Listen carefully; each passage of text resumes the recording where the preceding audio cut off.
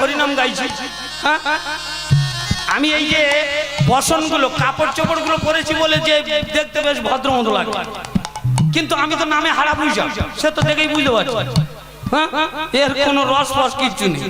তো এই দেহটাই এই যে চাকচিক্য যদি না থাকে তাহলে ভালো লাগবে না।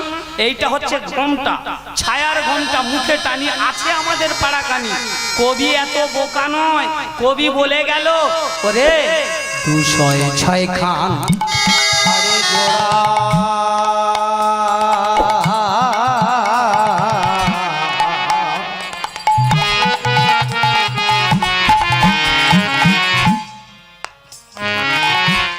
খাড়া রয়তা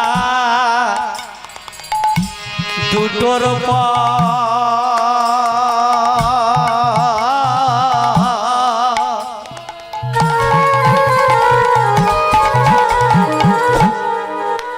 আবার 8 কুঠারি 9 দরজা,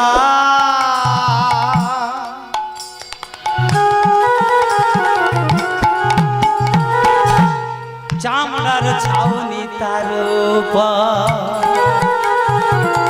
206 খান আরে জোড়া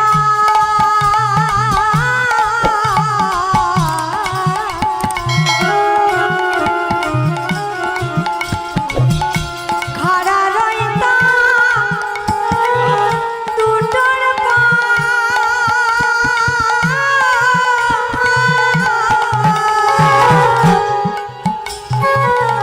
8 কুঠারি 9 দরজা,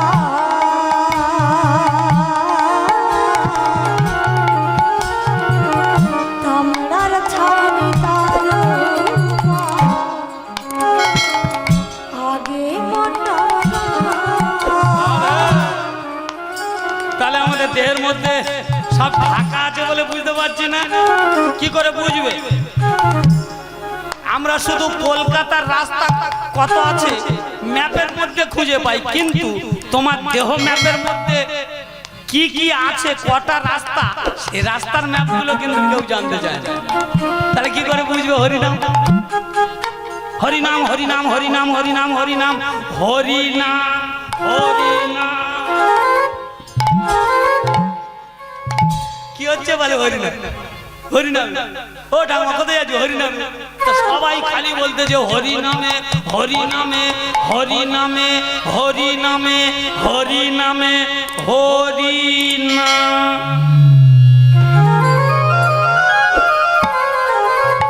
তা সব সময় যদি হরির নামিয়ে দিবি তাহলে ওটা দিক হরি বল হরি বল।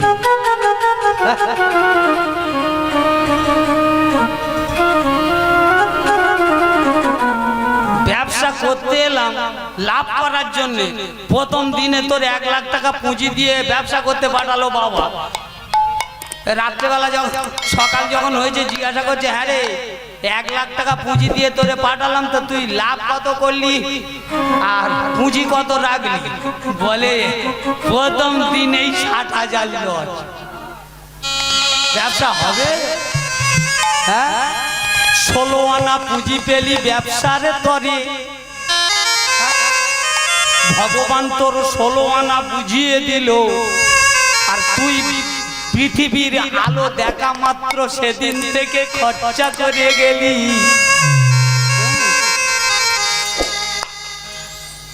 সবসময় খরচ করে লজ খেয়ে যদি ঘরে ফিরিস, হ্যাঁ বাবারা, তাহলে লাভবান হবে? ও তো শুধু খরচের খাতায় যাচ্ছে। 206 খান হাড়ে জোড়া খাড়া রয় তার দুটোর পর, হ্যাঁ 8 কুঠারি 9 দরজা, চামড়ার ছাউনি তার উপর। তাহলে এই চামড়াতে তো এত ঘুমটা দেওয়া আছে রে, এ খুঁজে নিতে হবে। সেইটা ওই দুর্যোধন বুঝতে পারে না বলেই তো ওই হচরটা খেলে পশ্চিম দিকে মুখ করে গিয়ে এই পথ যখন রেডি হয়েছে, আর কুরুক্ষেত্রের মাঠে এদিকে নেমে গেছে পঞ্চ পাণ্ডব। এদের মিডিলে কে আছে? এদের মিডিলে আছে কৃষ্ণ। সবাই বলে এরা ধর্মপক্ষ, তাই জয়ী হয়ে গেল। ধর্মপক্ষ কই কৃষ্ণ ওদের 1 ঘন্টা ওদের কাছে থাকবে না, ওদের কিসের ধর্ম থাকে দেখা যায়। কোন কাজটায় সাকসেসফুল হলো? যতবার বিপদে পড়েছে কৃষ্ণ ছিল বলে তবে তো। হ্যাঁ, কৃষ্ণ সর্বদাই পাণ্ডব পক্ষ, সবাই বলে পাণ্ডবের সখা। পাণ্ডব মানে কি? পাণ্ডব নয়, পণ্ড। পণ্ড, পণ্ডটা কি? এই দেহর নাম হচ্ছে পণ্ড। এখানে সবসময় শিরুনি তৈরি হয়, আর আমরা সত্যনারায়ণের সিন্নি দিয়ে বলে আমি সিন্নি খাই। এটা পণ্ড। এখানে পণ্ড ছাড়া এখানে উন্নতি বলে কিছু নেই। এই জন্য কি বলছে শাস্ত্র, বলছে তত্ত্ব বলছে, যখন কৃষ্ণ যুদ্ধের মাঠে এসে দাঁড়ালো, আপনারা ভালো করে বিচার করে দেখুন তো, যার ইশারায় জগৎ চলে সেও সম্পূর্ণ কথা বলে গেল। যখনই বলেছিল ধর্ম তুমি ডাক দাও, যুধিষ্ঠির গিয়ে ধর্মের ডাক দিল, সঙ্গে সঙ্গে জুজুৎসু ছেলেটা চলে এলো। দুর্যোধন, আসতে কথা নয়, দুর্যোধন তখন বলছে ভীষ্মকে, দেখো দেখো দাদু, এইটা কি ঠিক হলো? এইটা কি ঠিক হলো? এ কিরকম ধর্ম? হ্যাঁ, এই যুদ্ধ সামনে এমন করে আমার একটা ভাইকে টেনে নিল, দাসপুত্র জুজুৎসু যখন টেনে নিল, দুর্যোধন তখন বলছে আচ্ছা দাদু এইটা কি ঠিক?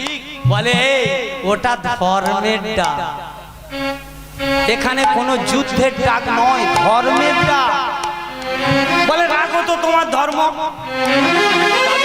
দাদু একটা কথা বলবো কি? বলছে যুদ্ধ তো এক্ষুনি শুরু হবে। আস্তে, যুদ্ধ তো এক্ষুনি শুরু হবে। আচ্ছা দাদু, আমার দলে যে কজন রথী আছে, আমাদের এই রথীদের মধ্যে তুমি যে আজকে সেনাপতি হয়েছো, আমার কাছে আমার মন জানতে ইচ্ছে করছে, যুদ্ধটা যে হবে এ যুদ্ধ শক্তি কার কতটা আমার যদি বলো, আমি একটু বুঝে দেখতে পাই। ভীষ্ম হেসে ফেলেছে, সামনে যুদ্ধ আর তুই এখন কার কত ক্ষমতা এই কথা জিজ্ঞাসা করছিস? তবে বলছিস যখন আমি উত্তর দিচ্ছি, আমি বুড়ো হারা মানুষ, আমি যদি চেষ্টা করি, প্রাণপণ চেষ্টা করলে একদিনের মধ্যে সব ফিনিশ। বলে তবে আর ভয়, একদিনে শেষ। বলছে দাঁড়া দাঁড়া, আমি একদিনে সব মেরে দিতে পারি। আর এই যে তোদের উভয় পক্ষের গুরু দ্রোণাচার্য, ওকে যদি যুদ্ধের সেনাপতি করিস, টেনে টুনে 3 দিনে শেষ করে ফেলবে। বলে এত ক্ষমতা? বলে হ্যাঁ। বলছে তাহলে এবার কর্ণ, বলছে কর্ণ যদি মনে করি এক বেলায় সব মেরে দিতে পারে। বলে কি দাদু, এত ক্ষমতাশীল সব আছে যখন, আমার আবার ভয় কি? বিনা যুদ্ধে নাহি দেব সুচাক্র মেদিনী। রাধে রাধে, ভালো করে লক্ষ্য করবেন। বলছে দাঁড়া দুর্যোধন, তুই দাঁড়া, এর থেকে আরো বড় বীর আছে। বলে কে? বলে অর্জুন যদি একবার মনে করে চোখের পলক পড়ে আর ওঠার টাইম দেবে না, সব সেনা মারা যাবে। তাহলে আগে বলনি আমার যুদ্ধের দরকার নেই, আমি আগে থেকে ওদের কাছে আত্মসমর্পণ করে দিতাম। বলে মুখ্য বলে তুমি যদি জানলে তো আমার আগে বলনি কেন, আমি যুদ্ধে আসতাম না। 5টা গ্রাম ছেড়ে দিবি, কি সম্ভাবনা, চোখের পাতা ফেলতে দেবে না, সব ফিনিশ। ঠিক সেই সময় কৃষ্ণ অর্জুনকে নিয়ে এগিয়ে আসছে। যেই দেখেছে কৃষ্ণ আর অর্জুন আসছে, বলে দাদু সাবধান হও, লেগে গেল বলে। ওই যখন যুদ্ধের সামনে এসেছে, কুরু আর পাণ্ডবের যুদ্ধ হচ্ছে না, কু আর পাণ্ডব যখনই মেশামেশি হবে, অর্জুন বলেছিল আমি আগে দেখে নেব কাদের সঙ্গে যুদ্ধ হবে, দেখে নিয়ে তবে যুদ্ধটা করব। তার জন্য গীতার সৃষ্টি হলো। হ্যাঁ, এই যে বাইরের মহাভারত পড়ছে, কই ভেতরের খবরটা বলো দিবি। পণ্ড তো হচ্ছে, ওই যে অর্জুন আর কৃষ্ণ এলো দুজন সামনে, আর ওখান থেকে শ্রীকৃষ্ণ বিশ্বরূপ দর্শন করালো। সেই বিশ্বরূপের পর ওখান থেকে গীতা সৃষ্টি হলো। গীতাটা কি? ধর্মক্ষেত্র কুরুক্ষেত্র সমবেতা যুযুৎসবা মাম একং পাণ্ডবশ্চৈব কিং কুর্বত সঞ্জয়।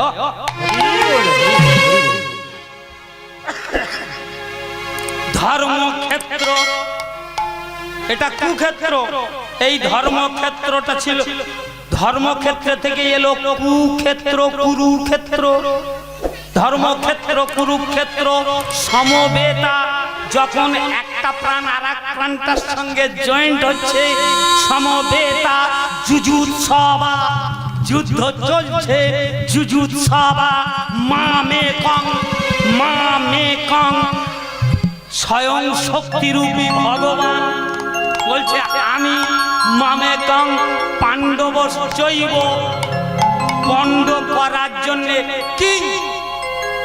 কি করলাম, কিং কুর্বত সঞ্জয়।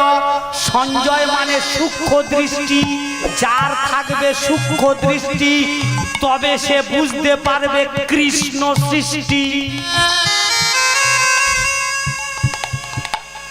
আর নাহলে কি বলে, মহাভারতের অমৃত সমান, মহাভারতের কথা অমৃত সমান। আর কাশীরাম দাস কহে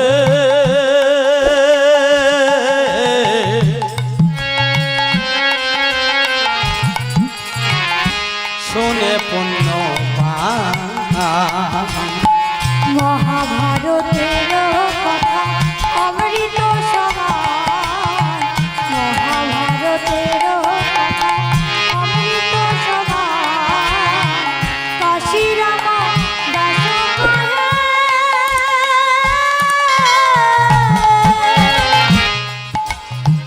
শুনে পুণ্যবান, শুনে পুণ্যবান।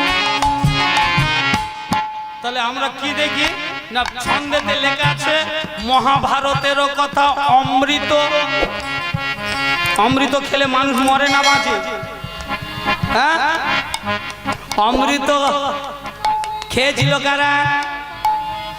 যত দেবতারা খায়নি। মহাভারতের সর্বপ্রথমে আদি পর্বের মধ্যে সেই সমুদ্র, যখন সমুদ্র মন্থন হলো লক্ষ্মীর জন্য, সেই সমুদ্র মন্থনে সুধা ভাণ্ড উঠলো, আর সেই সুধা ভাণ্ড নিয়ে স্বয়ং কৃষ্ণ মোহিনী রূপ ধারণ করেছিল, ঠিক না? তাহলে সেই মোহিনী রূপ ধারণ করে একটা অপরূপ সুন্দরী নারী সেজে বিশ্বকর্মাকে ডাক দিল, এদিকে আয়।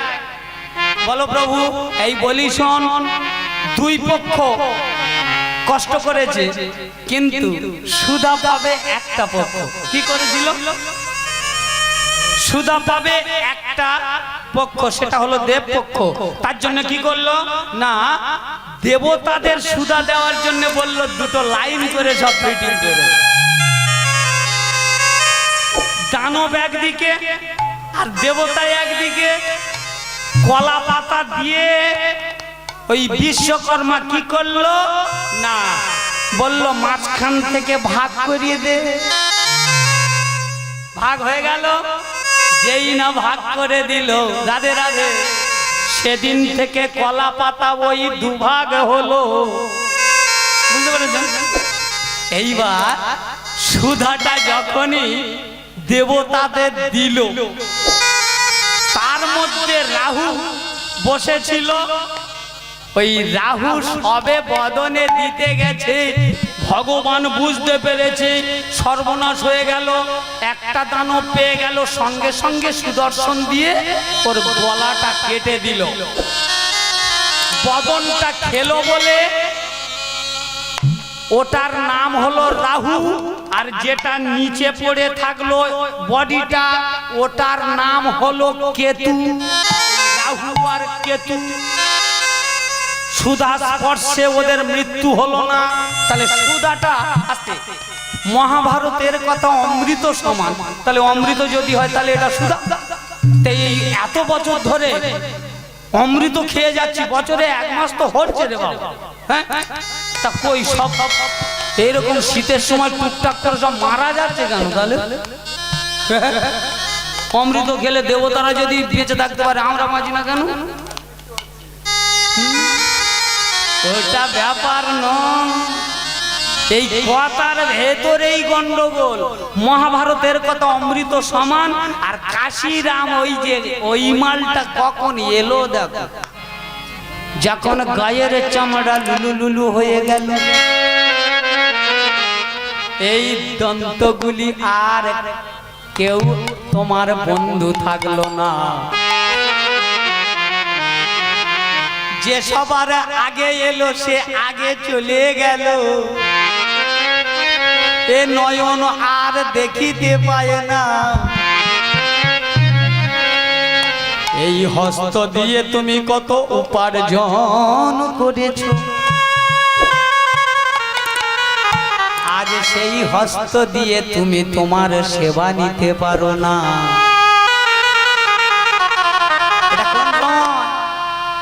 যখন মৃত্যুপথ যাত্রী হয় তখন সে ভাবে,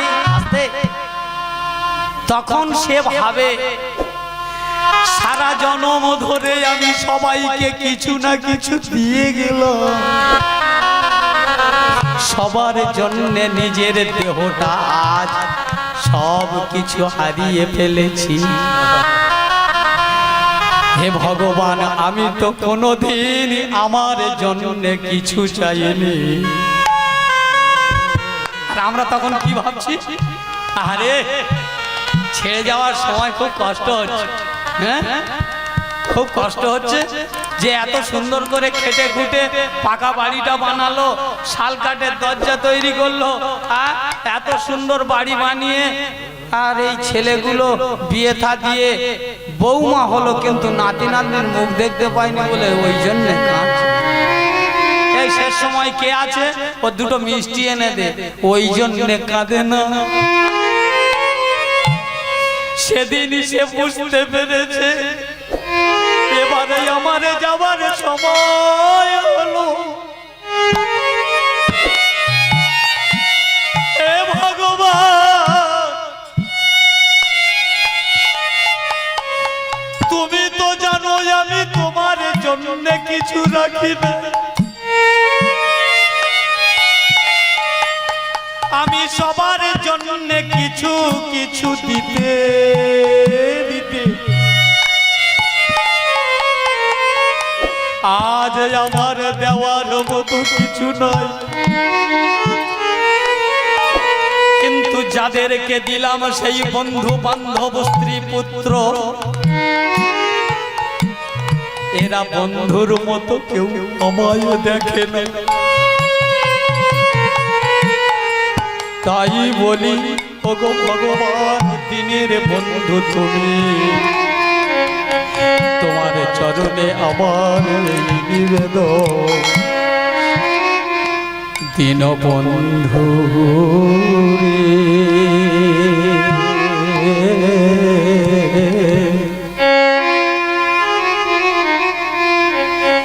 তুমি বিনে আমার কেহ না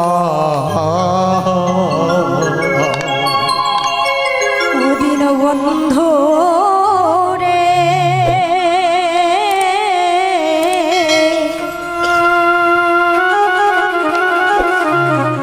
তুমি বিনে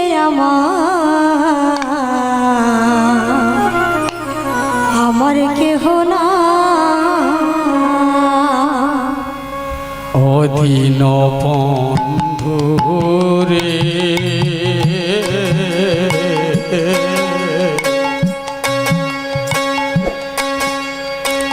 তুমি বিনে আমার কেহ না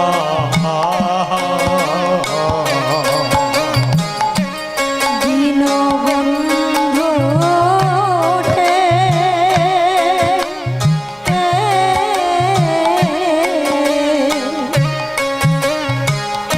তুমি বিনে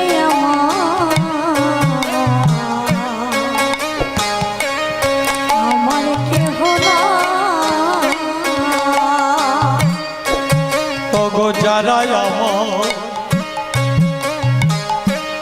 আপন ছিল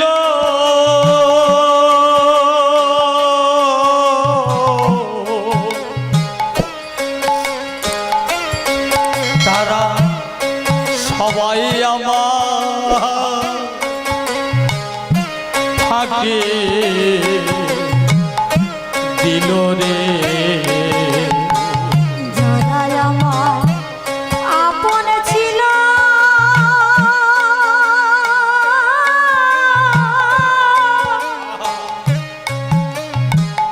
তারা আমায় ফাঁকি দিল রে যারা আমার আপন ছিল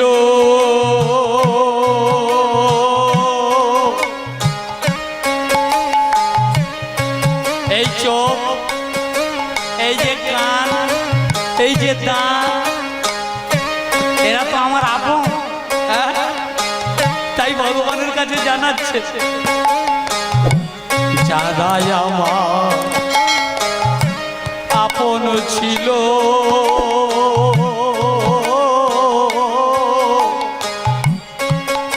সবাই একে একে আমার ফাঁকি দিল রে দয়াল রে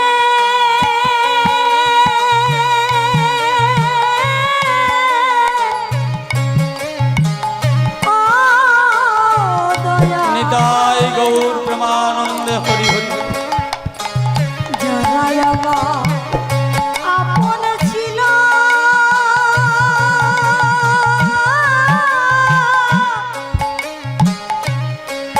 তারা আমায় ফাঁকি দিল রে এখন তুমি যদি আমার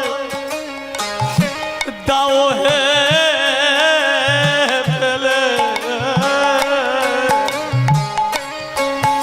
এখন তুমি যদি আমার দাও হে ফেলে আমার দাঁড়াই বারা জায়গা নাই ভবে আমার কেহ না দিন বন্ধু রে তুমি বিনে আমার কেহ না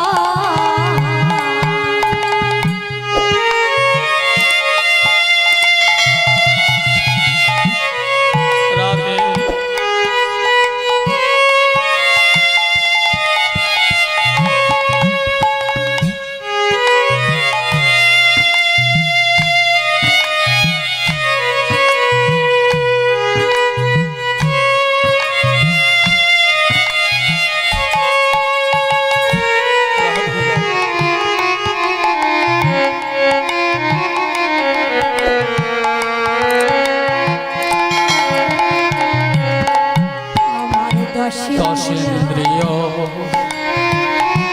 এই রিপুজনা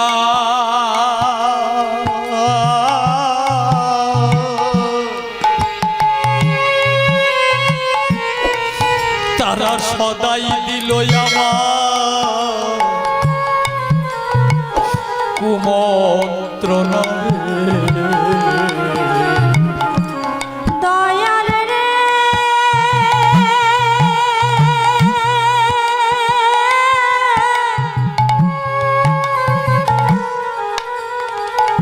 ও দয়াল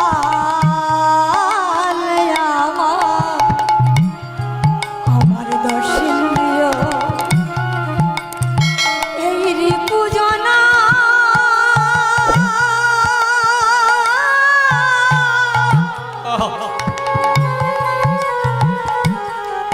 সবাই দিল কুমন্ত্রণা রে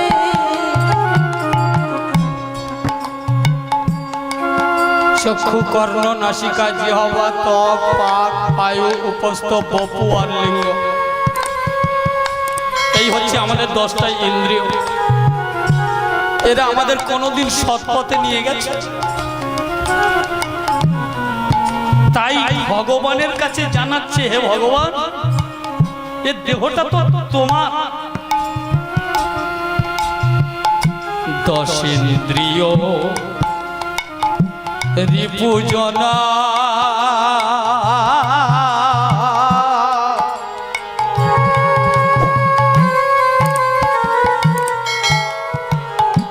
এরা সদাই দিল আমার কুমন্ত্রণা। আমার দর্শন দিও এই রিপুজনা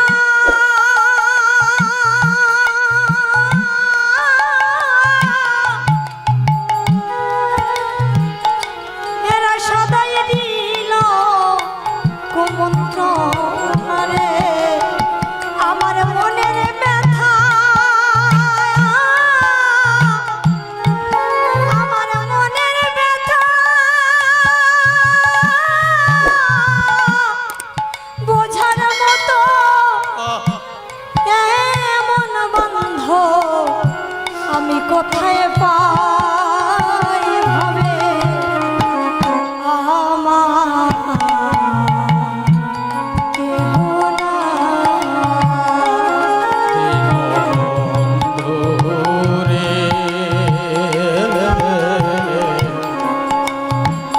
তুমি বিনে আর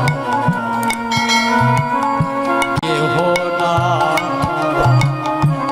দীনবন্ধু রে তুমি বিনে আমার কেহ না।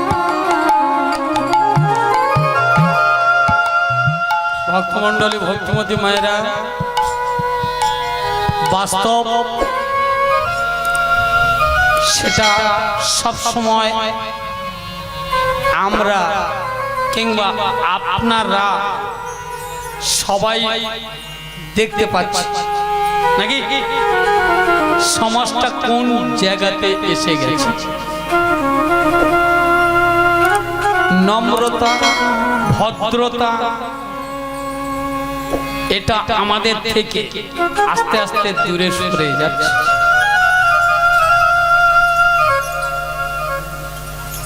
সর্বসময়ের জন্য লক্ষ্য করে দেখবেন ধর্ম বেড়েছে, ধারণ করার মানুষের অভাব হচ্ছে। জনগণ বেড়েছে কিন্তু মানুষ বাড়ে।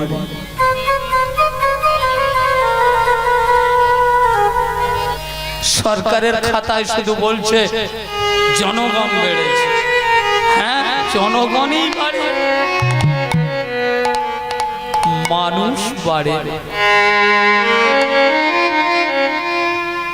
আজকে সেই কুরুক্ষেত্রের মাঠে, এই কুরুক্ষেত্রের মাঠে যখন যুদ্ধ হচ্ছে, কদিনের যুদ্ধ হলো? 18 দিন 18 দিন যুদ্ধ হলো কেন? 18 পর্ব তৈরি হলো কেন? 18 মোকাম তৈরি হলো কেন? সবটাতে শুধু 1800 শতাব্দীতে মহাপুরুষের আগমন হলো